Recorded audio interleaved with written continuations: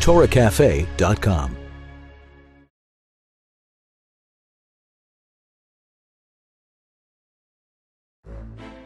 In the times of yesteryear, in the small towns of Eastern Europe, dough was kneaded each morning.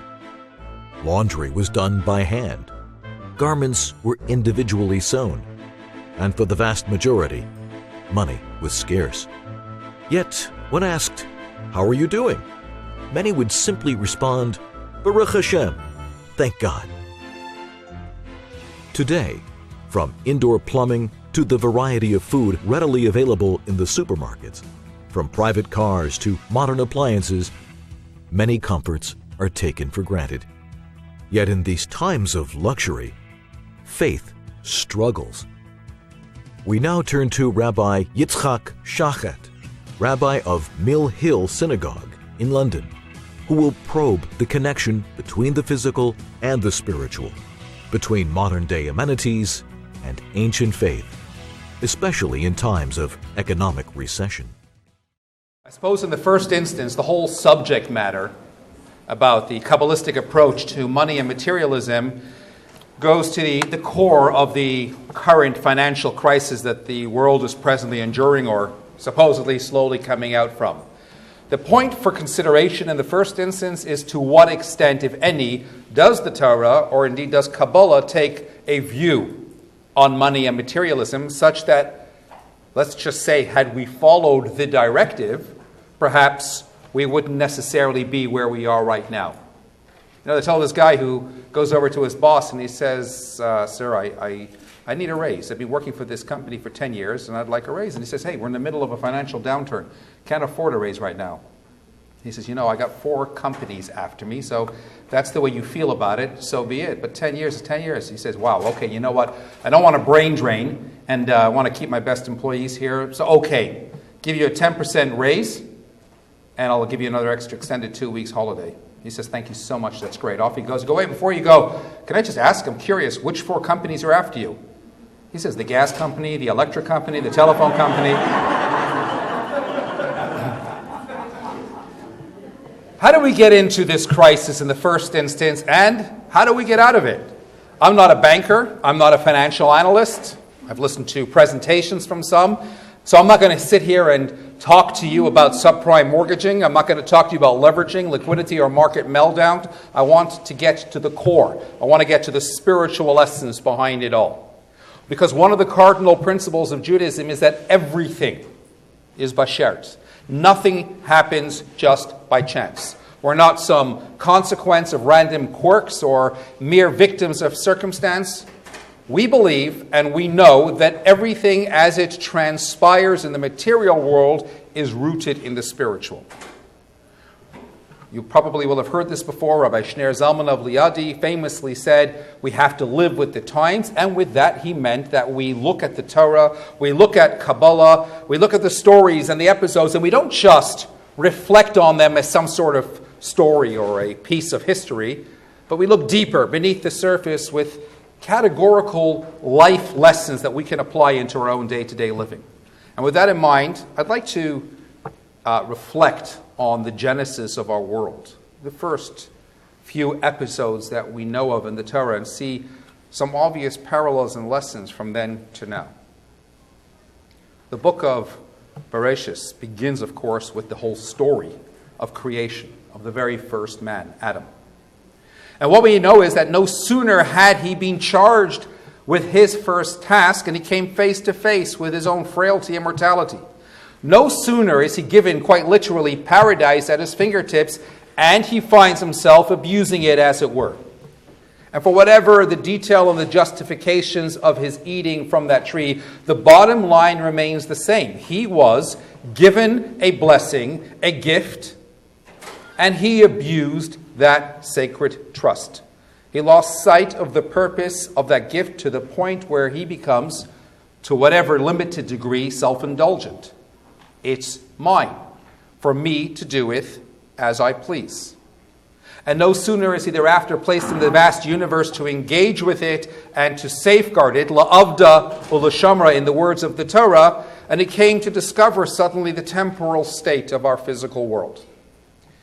Everything in life around us is mortal, it's temporary, it's impermanent. Everything erodes, everything ages, and we need that sense of mortality without which we wouldn't experience joy. We wouldn't be driven to go and accomplish. We wouldn't care enough to love, and we wouldn't cherish all that we have. Plain and simply put, if we were to live forever, then we would not be driven or motivated towards anything. And yet in the midst of all of this, we seem to sometimes act without a care, without that sense of balance, without an appreciation of what we have, of what is true and of lasting value. Maybe sometimes we even behave with that same sense of, dare I say, arrogance, as Adam did when eating from that tree. We act indeed as though we are immortal, as though we're going to live forever. And the Torah tells us immediately that God opened up their eyes. The eyes of Adam and Eve were opened. They're riding high. They're living it up in paradise, so to speak, or quite literally, and they lose perspective. And they decide they can do what they want. They can stretch the boundaries a little bit. They can acquire more than they were entitled. They can cross the lines to have more as they choose to eat from that tree. And the very next thing they find themselves doing is struggling. What happens? God sends them out from the Garden of Eden. They lose their paradise, and they have to start working the ground. Simply put, they didn't appreciate how good they had it. They weren't sufficiently cognizant of the blessings in their lives, and so, yes, they confront struggle and hardship.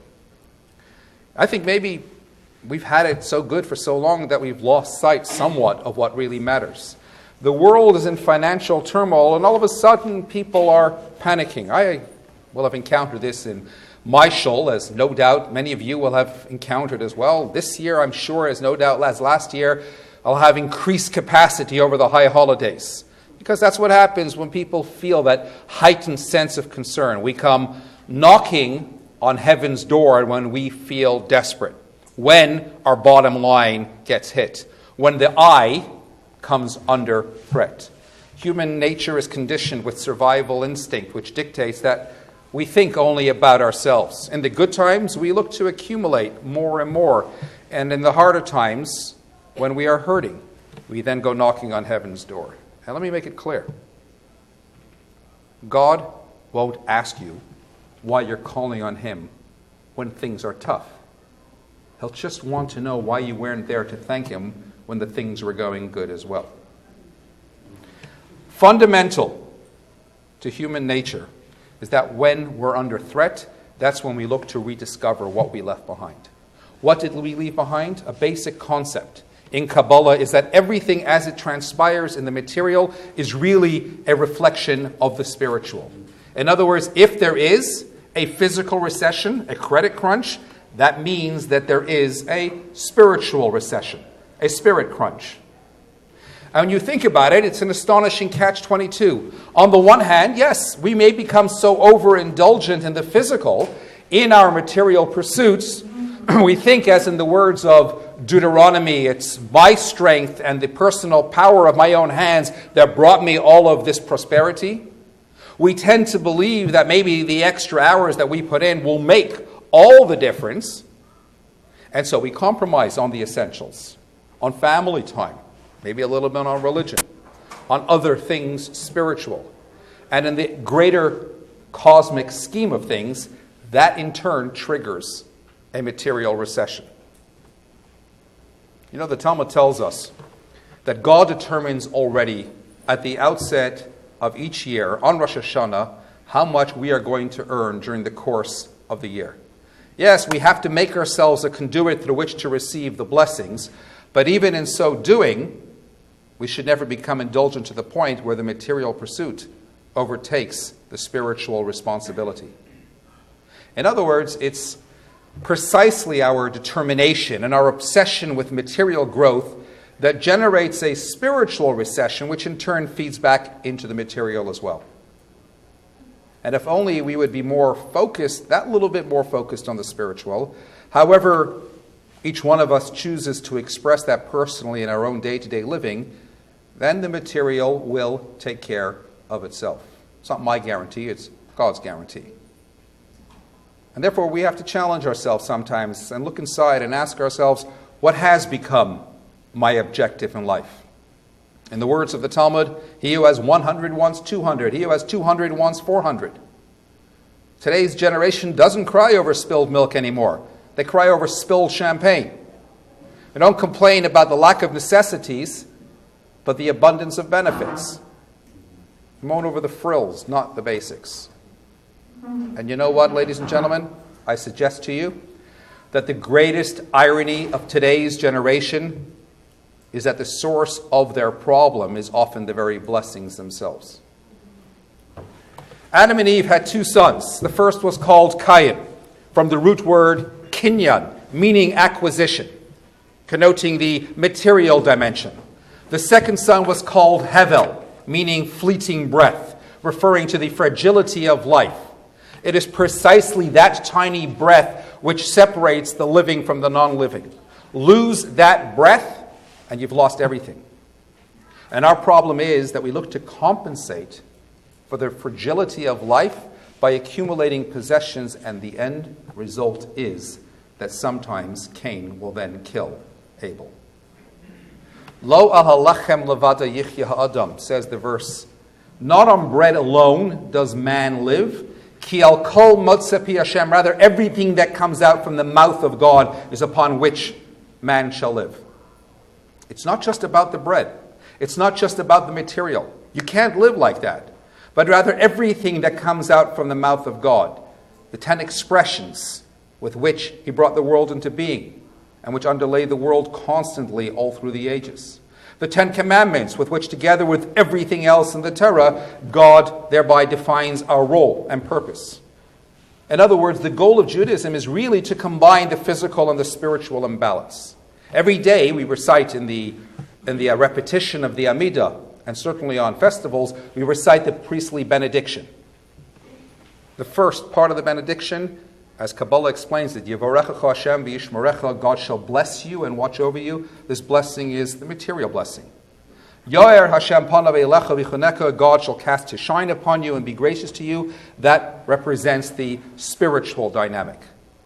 Yisa Hashem panav elecha, God shall raise his countenance to you, v'yasem lecha shalom, and give you peace.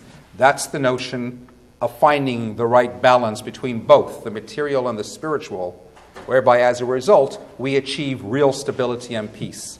Peace of mind and tranquility of spirit in our lives. Now, do you know where the very first ever recession took place? Historically. In the Torah itself.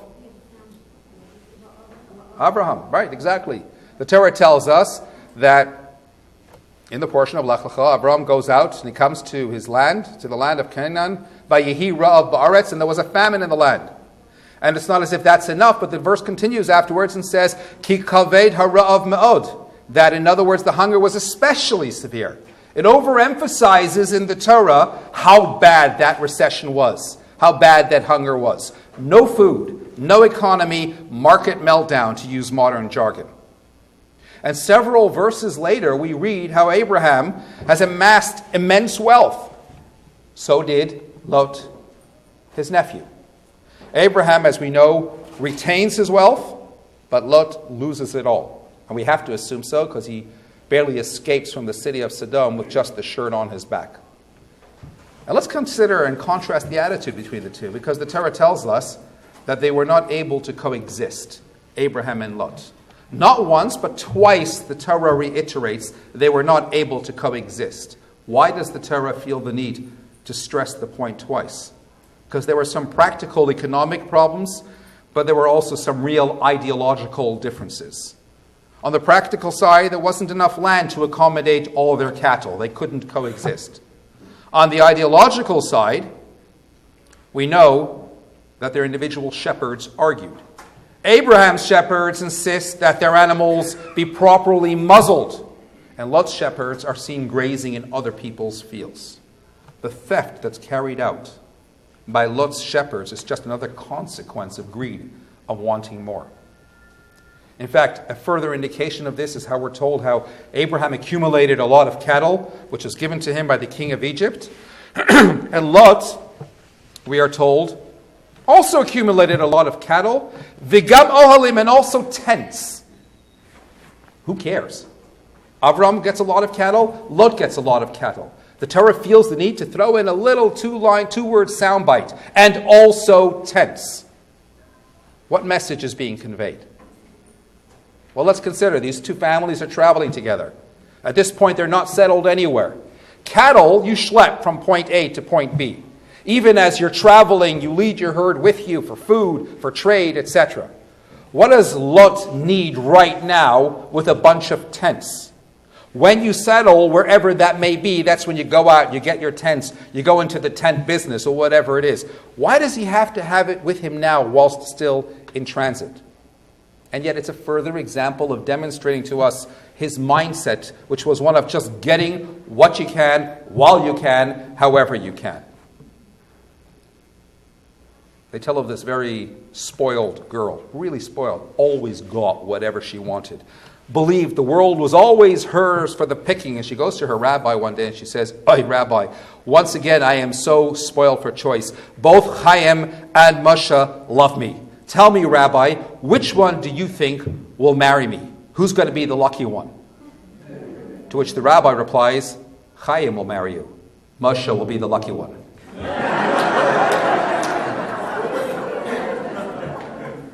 Lucky indeed is the one who keeps life in balance and doesn't always feel the need to relentlessly pursue every conquest. That's why, following on in that story, immediately after we're told how Lot chooses to go down where? To go down to Sodom, a land known for its greed and its gluttony. And the end result, as we said before, is that he loses all of his wealth. Abraham, on the other hand, retains his. Now here's an interesting question. Sodom and Gomorrah. Have you ever thought to yourself, it's fascinating to observe how these two ancient cities, which actually get very little reference in the Torah, small dedicated section and scant reference elsewhere, yet they've always retained their presence in the vernacular. There are numerous other cities mentioned throughout the entire Bible. Try typing them in on your computer, you get red lines all over them. They're not identifiable.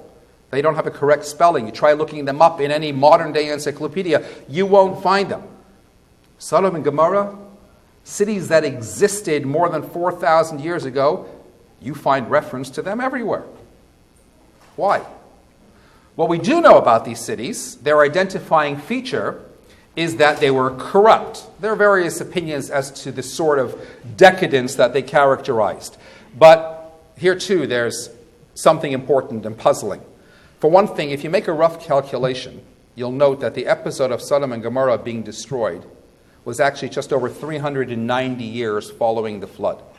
If you take into account the amount of time that it would take to build these cities, then you've got to consider to yourself, how is it that in just a short span of time, they spiraled into such a morally devoid abyss that warrants their actual destruction? What went wrong in such a short period of time?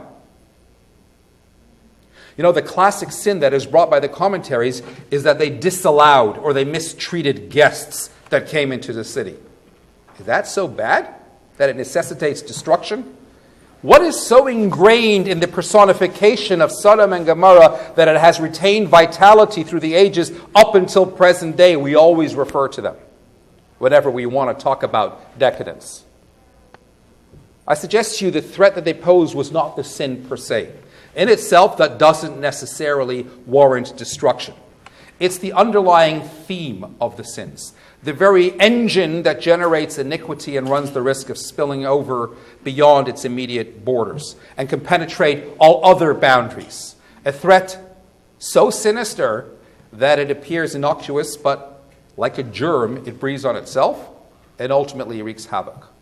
And it's a threat that is every bit as prevalent today as it was back then. It's called excess.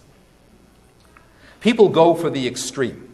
You want to drive a faster car. You want to climb a higher mountain. You want to push yourself to the max. People don't look to restrict themselves. Everything has to be newer, flashier, wilder, more amazing, more shocking, more delicious, more disgusting, more disturbing, more expensive, more groundbreaking, whether it's bigger or it's louder or it's cruder.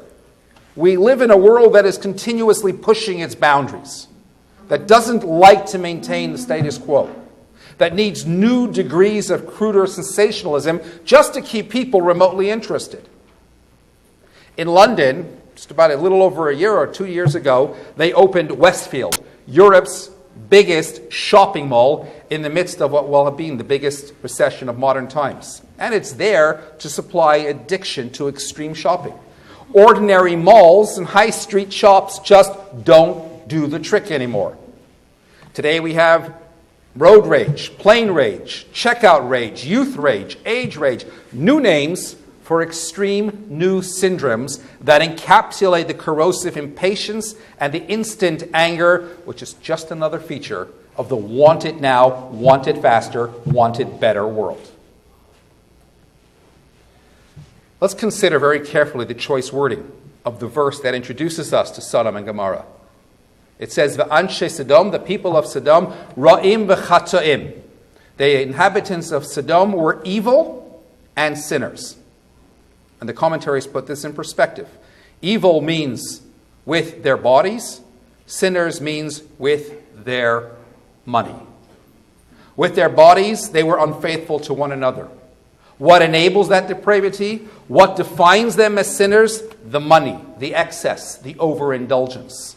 As with every excess, when you shift away from the balance, from the middle of the road, you end up on the side somewhere in the gutter. Then it was in a very real sense, and for the rest of us in our context, again, excessive borrowing to finance extreme desire to have more is what led to a recession. The individual sin of those cities was, like we said, banning guests. What's so terrible? Well, hey, you only do that because of greed, because you don't want those guests preying on your resources, because you don't want to have to share. You want more for yourself. That's the life that Lot subscribed to, and whilst he was saved, he lost it all. And yet, what about Abraham? Well, let's note the interesting string of events in his life. He just secured victory in the battle between the 4 kings and the 5 kings. And we know that the king of Sodom comes out to him and wants to negotiate and says, listen, just give me back all of the captives and I'm going to give you immense wealth. That's, again, typical of Sodom. Right away, it's about the money. It's about the excess. And Avram, from his perspective, says, I don't even want a shoelace from you. Avram says, I have enough. I don't need more. The way of Sodom is not the way of Abraham. But even more curious than that is how the verses don't flow in sequence. It says that the king of Sodom was going out to greet Abraham, and just before the conversation that they have, there's another little tidbit where the Torah inserts a verse telling us an altogether different exchange between Abraham and another king, Melchizedek, Shem, one of the sons of Noah, who was a king, a Kohen rather, a priest of God, to whom the Torah tells us Avram gave a tenth of everything that he had. Tzedakah, charity, the precise opposite of excess. Life is like a flame of fire, useful and meaningful in 1,000 ways and more, and dangerous only in one, through excess. By all means, use, but don't abuse. Lot takes, Abraham gives. What are our priorities in life? Of course, you'll say to me, my family, my friends, and yet too many, when forced to sometimes choose between their money and their lives, figuratively speaking, they choose money over those things that are of real and lasting importance in life. And if there's one thing that we can learn in our current time is that you can't rely on material wealth for our happiness and security. It's interesting, in the Shema, the Talmud tells us, the Mishnah says, you shall love God your God with all your heart, with all your soul, which means be prepared to give up your life for God, and with all your might, which one of the explanations in the Mishnah is means with all your money. Talmud asks a simple question. You're supposed to love God with all your life, then why are you then thereafter being directed to also love God with all your money? And the Talmud answers very simply, because for some people, money is more important to them than their own lives. Let's consider something else. A simple question. Why does Abraham look to engage in this whole battle in the first instance? We are told that Abraham went out with 318 men to go and wage war on a whole bunch of kings with their large armies, just to go and rescue Lot. Why? The odds are stacked against him. What's he thinking? To go out of his way like that? A miracle, fair enough. But miracles only work, or you only have a right to rely on them, when God gives you directive in the first instance. If God said to him, go out and wage the war with 318 men, then he goes out and he relies entirely on God. But in the first instance, of his own accord, to go wage battle and assume, with the odds stacked against him, that he's going to win because he's going to rely on a miracle, that you're not allowed to do. And if you have a guiding principle in these circumstances, that your own life takes precedence, that you have to look after number one, then why on earth is he daring to go out with all of these odds stacked against him, with these but very few men, just to rescue Lot? And the answer? A little fascinating insight that we all tend to overlook, but perfectly obvious. At the very beginning, we're told a story. Abraham leaves his father's homeland, his birthplace. And what does it say? And also Lot went with him. God told Abraham, leave your land, leave your birthplace, leave your father's home. Nobody told Lot to do that. Why is he doing so? It's Abraham's challenge. And yet we're told that he did this, the commentaries observe, in order to look after his elderly uncle. It's a very decent, it's a very noble gesture. So Lot leaves his homeland and he joins Abraham to Canaan. There's a famine in the land, and they have to immediately vacate and go down to Egypt. There they both amass wealth, and that's when all the problems start, resulting in them parting ways, where Lot himself ends up going down to Sodom. And of course, after that, that's where he gets kidnapped. So Lot ends up in all of this fine mess, only because he left home in the first place in order to care for his elderly uncle Abraham. And now he's in peril. And Abraham knows that the Torah says, you don't have to go risk your own life to save him. But menschlichkeit, decency, says, yes, you do. There are times when we could look for the excuse to avoid obligation, helping somebody else. And we may well be within our rights. We have to look after number one, especially when things are tight. But menschlichkeit demands otherwise. In times of crisis, when we think about ourselves and we may be perfectly entitled to do so, halacha tells us, maybe in circumstances you're within your rights. But menschlichkeit requires for us to go the extra mile. And all too often people relentlessly pursue, people worship the material, the next conquest, the incessant demands to spend more and more. And others get hurt in the process. When you spend money to buy things that you don't need in pursuit of the happiness that you don't acquire, that's when you run the risks. That's when things start to go wrong, God forbid. There's something wrong with that cycle. It's not part of the divine blessing. I'm going to ask you a very uncomfortable question. I'm not going to expect you to answer it, but think about it. You put someone in a shul, and two people approach him. One is a very nice, simple guy, and the other is someone who's known for his wealth and his stature. Which one do you think you may be more inclined to pay attention to? And when the simple guy asks, can you do me a favor? And even after you consent, the rich guy suddenly asks, can you do me a favor? Which one do you think he's more likely to respond to? And I'm asking myself this question as much as I'm asking all of you. I think from that answer, we can readily discern if perhaps there is a problem. It's told about the two great 18th century brothers, Reb Zusha of Anapol and Rabbi Elimelech of Lezhensk. In their formative years, before they were the discovered giants that they were, they went to travel regularly to a certain town. And on an initial visit, they inquired about a particular rich man and whether they can stay there. And the man refused, and so they went to stay by somebody else, somebody called Reb Aharon, whom they later came to discover was also a very pious and righteous man himself. Years later, when the eminence of these two great luminaries was discovered, these giants in Israel became known, and the aforementioned rich man sent for them as they were coming to his town to stay by him. The new horses, the fancy buggies that was arranged by the community, they sent those on to him. They got out and they went by foot back to Reb Aharon's house. And you could imagine this rich man is perturbed. He's deeply upset. He's all offended. He goes running to them and he says, I don't understand. What's going on? What's going on? They said very simply, it's not us you want. You saw us before, all those years ago. You turned us away. It's the new fancy carriages, the muscular horses that define and give new image to this new stature which has captured your attention. So that we sent to you. As for us, whom we were accepted by, who we were, where we always go, where we were always welcome, I'll let that story speak its own volumes. You know, they say it's schwer zu sein a Yid. It's difficult. When did Jews defend their faith? 100 years ago, when you saw a struggling Jew and you would ask him, how are you? He would invariably say, Baruch Hashem, thank God. But when life gets easy, when we enjoy and we experience affluence, that's when the risks begin. When life is easy, when we have so much to be thankful for, maybe that's when we actually forget to thank and sometimes even forget to believe. When the Jews were living in exile in Egypt, they were always yearning to leave, to get out. But once they were in the desert with all of that accumulated wealth that they took out from Egypt, they made golden calves and whatever else besides. You know, the last thing sold in Sotheby's just 2 days before the collapse of the world markets was a sculpture by one Damien Hirst. It sold for £10.5 million, way out of its price range. Real extravagance.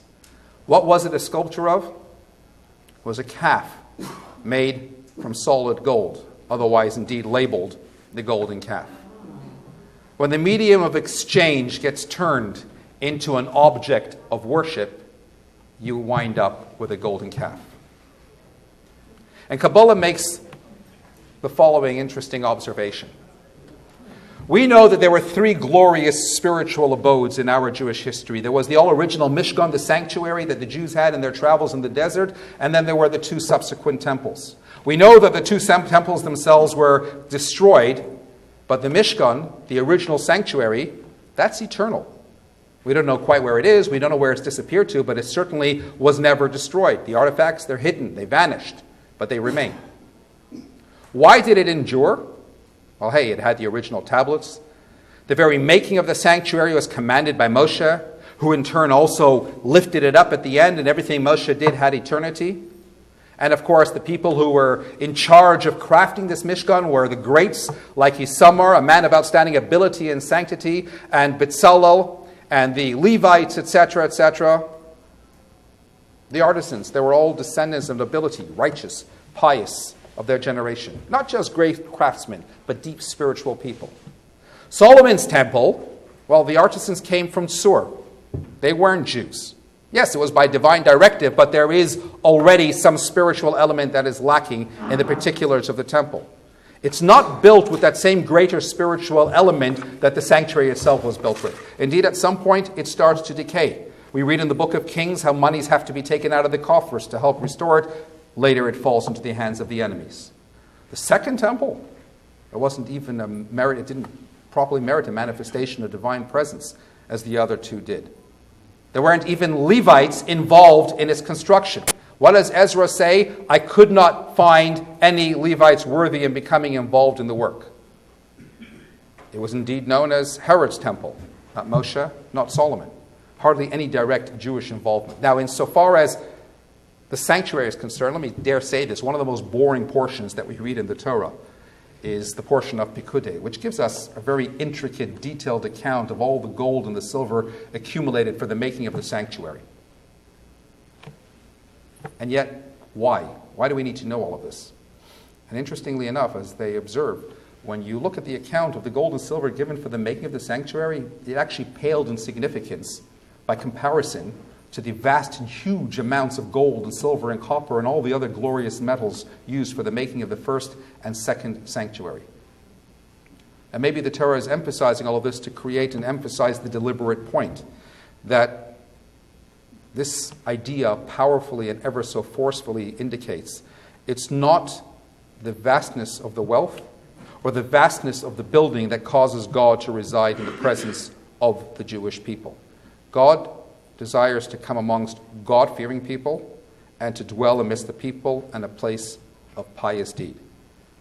Endurance of a home, as the Mishkan, as the sanctuary demonstrates, is contingent upon its spiritual element, not the material. There's this American who's driving his brand new Ferrari down a road with his Japanese friend. And then he stops the car and he opens up the car door, and another car goes whizzing by and takes it right off. And he stands there and he starts to cry, "Oh my God, my Ferrari, my Ferrari." And this Japanese friend looks to him and says, "You see, that's the problem with you Americans. You're all so materialistic. You didn't even realize that." He says, "Why? What's your problem? My car. I mean, everyone would react that way." He goes, "Yeah, but you didn't realize that the guy took off your arm together with the car door." And he looks down and he goes, "Oh my God, my Rolex, my Rolex." For the Jew, the mission statement is not to take but to give, not to indulge in the spiritual realm, but to recognize that what you have is part of God's giving gift, is part of God's blessing, and therefore you should be happy and satisfied and appreciate. That God decides what you are going to make, and that therefore don't get bogged down with pursuing more, because frankly, it's not going to help. God, your God, will bless you, says the Torah, in all that you do. Yes, you do is the operative word. You have to do. You have to apply yourself. You have to buy the lottery ticket if you hope to win, but you don't overindulge yourself. Once you've done that, you've made yourself into some kind of obstacle to the blessing that's there to come upon you. I know a couple who got divorced on religious grounds. She worshipped money, he didn't have any. The passion for money and satisfaction of economic wants are a real need for people. And therefore Judaism deals with it in the same way it deals with everything else. It tells us the importance of channeling it in the right direction. Yes, make no mistake about it, and I want to be very clear. It's a legitimate desire, but it has to operate within a certain framework. It's an inclination which is your entitlement, but it has to be educated and it has to be sanctified. And this then brings me pretty much onto a final point, which is charity. And that is that, what is charity? Well, it comes from the Latin caritas, which means from the heart. And that, frankly, is not what tzedakah is. Because in other religions, yes, they believe you have to give from the heart. Judaism will tell you no. Tzedakah means righteousness. In other words, you have to recognize that what you have, everything you have, is on account of divine benevolence, and therefore on that basis you have to be shared to do the righteous thing, the right thing, and share it sometimes with other people as well. The story, and this is a hard pill to swallow, but I'm going to share with you this story. It disturbs me whenever I tell it, but it's still truth and reality. A wealthy chassid who once received a letter from his Rebbe, Rabbi Abraham Yeshua Heschel of Apt. And the Rebbe was requesting of him to help out a particular individual 200 rubles to save a fellow chassid from financial ruin. And this original chassid, this wealthy man, thinks to himself, I'm always there to pitch in when the rabbi asks. This time, I'm going to give it a miss. So after a while, one bad business deal follows another, and things start to fall by the wayside. Before long, he himself is facing financial ruin, and he goes running to his Rebbe, and he thinks back and he realizes where it all began. He says, "Why didn't you tell me about the importance of this cause? I didn't realize, if this was so important, I would have given to it. I mean, is my sin so severe that I have to be punished?" And the Rebbe looked at him and said to him, "What do you mean?" He says, "All my wealth has been taken away. It's just not right." And the Rebbe said to him, "You haven't been punished. Let me explain something to you. As a Rebbe, my soul came down to this earth with a certain amount of material resources which are allotted to me for use in my work. But my days and my nights are taken up with helping other people spiritually, studying, teaching Torah, counseling those who so require, etc. I don't have time to manage all of that money. So God therefore decided to place all of these resources instead into the hands of other bankers on my behalf. People who will recognize their duty to support my work. When you failed to carry out your role, my account with you was transferred to another banker." It's a hard story, but it's reality. Some people think what I've earned is rightfully mine. I worked for it, and therefore I don't need to share it, or if I do, I'll share it at my own discretion. Judaism says, no, you have an obligation to give. That's what tzedakah is. Aser to aser, tithe you shall tithe. Not because you have what someone else doesn't, but because you understand that the dual role you play is where on the one hand you receive a blessing from God, and at the same time you are God's banker to then be a blessing to somebody else as well. Three great rabbis were once discussing what they would do if they were God. The first one said he would help heal everybody in the world. So there wouldn't be any more illness. The second one said he would ensure that he would give money, everyone would have what they need, so there wouldn't be any poverty. The third one, Rabbi Shner Zalman of Liadi, thought about it for a while and then said, actually, I would do everything exactly the same as God is doing right now. What was he saying? Well, on one level, simply he's saying that to suggest you do things different means that God got it wrong. And if God got it wrong, he's not perfect, in which case he can't be God. But on an altogether different level, he's saying something else as well. Yes, there are obvious imperfections in our world. Yes, there are certain apparent gaps in the system. There are the haves and there are the have-nots, but all of that is with very deliberate spiritual intent. If everything was perfect in our world, if everyone had what they needed and never needed to come on to somebody else, then there would not be any chesed, any kindness, any benevolence in our world. And therefore God set up the system very deliberately. Tonight, Friday night at Kiddush, pay attention to those words that we're going to say. Asher bara Elokim la'asot, taken from Genesis. That we sanctify the world which God has created, or had created, la'asot, to do. What do you mean? He created to do. He created, but he left very deliberate gaps for us to do, for us to go ahead and fill those gaps. And the point is, when you're reaching out to someone else, when you're extending yourself to do a chesed to somebody else, you're not fixing what God did wrong. You're filling the deliberate gaps and thereby partnering God in the creation process. And the fact that the opportunity presents itself to you is because you are the one intended to be playing that role in your slice of the world. Two words describe benevolence. One is gemilut chasadim. Always in the plural, never in the singular. And the other one, of course, to give, nasan, which is read forward and backward exactly the same way. The Hebrew letters of giving, natan, is nun, taf, nun. Read both ways exactly the same. What's the point? Every time you perform a single act of kindness, at least two people are benefiting. The receiver, of course, but no less the giver. The significance of this is that in giving, you might think you're doing the other person a favor, but really, you're doing yourself a favor. Because in essence, you're receiving so much more than you're giving. Not only some slice of heaven in a faraway paradise, but even in the here and now. Not just because often our generosity is reciprocated, but mostly because what you do for yourself leaves when you leave this world. But what you do for others and the world remains and is eternal. And that then brings me back to that all original question that the Talmud in Gittin tells us, that even somebody who is sustained by tzedakah, even that homeless man, has him or herself also an obligation to share with somebody else as well. Because it's all about being a partner with God in the process. Rich and poor alike have that obligation. They would surely want to share in that opportunity to partner God in the process, in the creation process. And therefore, yes, even the recipient has to appreciate that when receiving, it's not a case of, this is my right, my entitlement, but rather he's generating his part of tzedakah, his part of righteousness in the world. And that's why, even in the face of economic crisis, we don't look to cut back. We still ensure to go ahead and share with everybody else as much as we can. I just got a signal from the door to wrap it up, so let me just say this.